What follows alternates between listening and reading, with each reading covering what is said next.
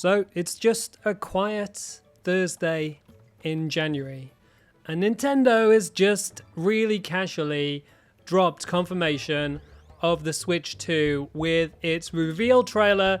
So here is my rundown of some of the things you might have missed in the trailer. Firstly, it's the video length. It's 2 minutes and 22 seconds long, or at least it was exactly that when it first came out. Clearly Nintendo has done something, they've changed it, or YouTube has done something and changed it. But now it's 2 minutes and 21 seconds. But when it first dropped, it had a completely different title, which is Nintendo has an announcement for you. And it was 2 minutes and 22 seconds long. Who knows what happened in the meantime, but for some reason, it is now a little bit different. And while that's not particularly exciting, it just shows the level of detail Nintendo has gone to on the Nintendo Switch 2. This has got to work for them. They don't want another return of the Wii U, which was the follow-up to the Wii, which just didn't work. And now this is the first time they've had a sequential number on one of their consoles. There has never been a number 2. There has always been something brand new, whereas this is something new and different with a number next to it for the Nintendo Switch 2. If you're not too sure why Nintendo chose to do this, it's probably just to make sure that the audience, all of its audience, its massive generation-wide audience, completely understands the fact that this is a second iteration of the Nintendo Switch. There's no confusion. There's nothing to be unsure about.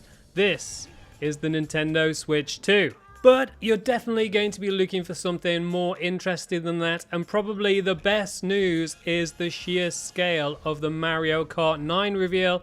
Now, the video doesn't include much footage, but what it does include is pretty exciting, which is the sheer volume of players we'll be able to play at the same time in any given race. And if you check out this screenshot, you can see there's 24 lineup places on the starting grid in this shot.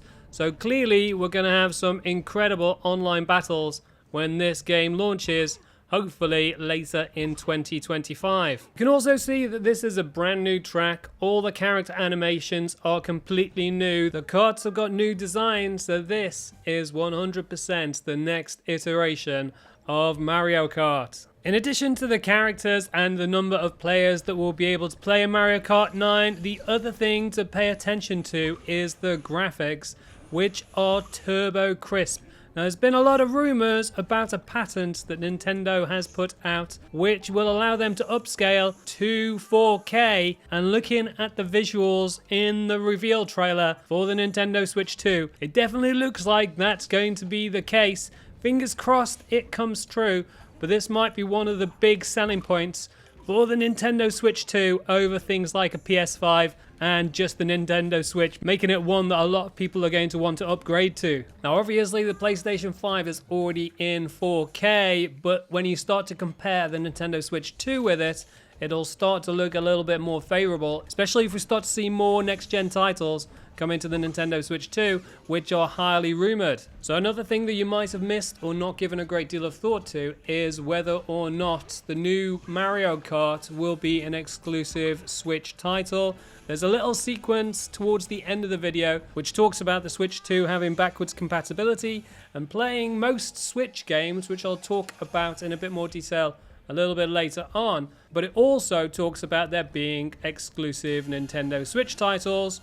So the big question is whether or not Mario Kart will be one of these exclusive titles. And if I had to guess, I'd have to say probably yes. There's already a big Mario Kart game on the Nintendo Switch, so it makes sense for a sequel to be exclusive. But with Mario Kart 8 Deluxe already being one of the Nintendo Switch games that you could theoretically backwards compatible play on the Switch 2 from day one, I guess there's going to be a bit of a worry about whether or not people will bother with the new title. However, the reality is we haven't had a new Mario Kart game in well over 10 years because Mario Kart 8 Deluxe originally came out on the Wii U way back when. So if I had to call it, I'd say it probably still will be enough of a draw and console seller for the Switch 2. The other big selling point is obviously the fact that it comes with backwards compatibility both digitally and physically, so you'll be able to play cartridges as well as any digital games that you have. But there are some exceptions to that, and I just wanted to touch on what that might be. So you might not have read all of the details, but essentially there are going to be some games that are not going to come on over, and while I don't think Mario Kart 8 Deluxe is one of those that's going to be missed out, there are a couple of clear options that this could be, and I think it's probably just going to be 1 or 2 games that can't come over because of the link to the controller. The most obvious of these is the Labo series game, because the new controller just won't fit into the devices. But if I'm being honest, that's not really a big deal because I don't think many people actually invested in the Labo series anyway. And then the other game that could be missed out is Ring Fit, because again, the link with the controller. But I'm sure there'll be some kind of replacement exclusive game for the Nintendo Switch 2. But other than those two, I suspect most games will be backwards compatible, which means as soon as you get the Nintendo Switch 2, you'll be able to play all of the other games that you've got on the Switch. It's a similar story to the way things worked for the transition between the PlayStation 4 and PlayStation 5.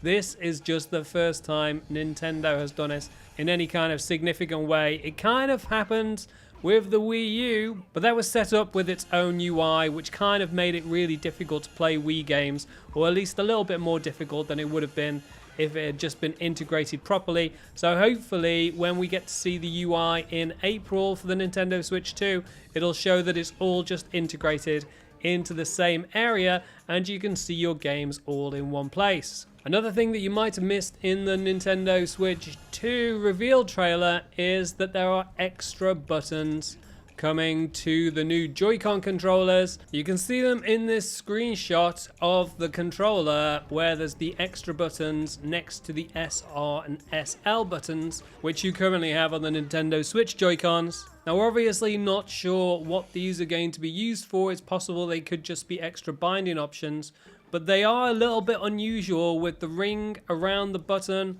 on the right hand side that you can see in the picture there, and then there's just the standard button on the left hand side. So it kind of looks like there's going to be even more complexity to it than you might think. So this is definitely one we're going to be looking at in a lot more detail when we get the Nintendo Direct in April. Another big thing that's easy to miss the importance of is the fact that there are no other games in the trailer.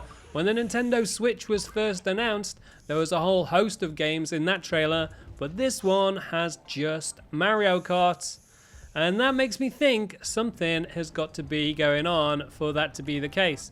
Now you could argue the fact that there's been so many leaks for the Nintendo Switch 2, maybe Nintendo were forced to put this video together and they didn't have enough video content for games, but if I'm honest, I just don't see why that would be the case. Nintendo's bound to have other games that are video ready, so if it hasn't included them, it hasn't done it for a very specific reason, and one of those reasons is that it could still be weighing up when to actually announce the games. So by holding off, it gives them a chance to gauge the excitement for what's already in the can, namely Mario Kart 9, and then they can see which of the other big hitters they reveal in April. If things are looking really positive, then they can hold things back for a later reveal and just keep with some of the things that they've got ready to go this year and save reveals for a later time.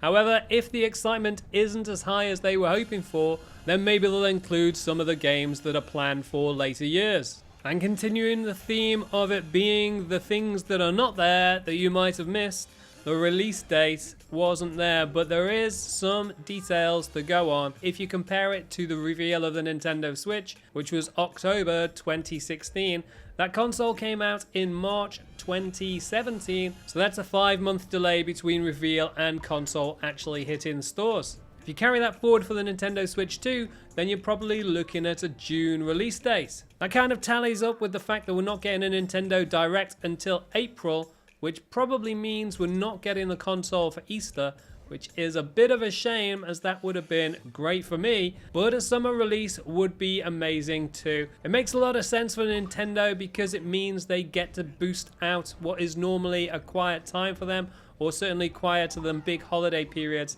and the Easter launches, while also building up momentum to winter 2025, when the console should go gangbusters with some additional games coming out in time for Christmas. So let me know what you think. Which are the points that you had completely missed? Is there anything else that you think I've missed out on the list? If there is, drop it in the comments below. Don't forget to subscribe to the channel. As ever, all of your subscriptions and any support, likes are massively appreciated. They help the channel grow and help to spread the word. So yeah, like I said, drop a like and subscribe to the channel.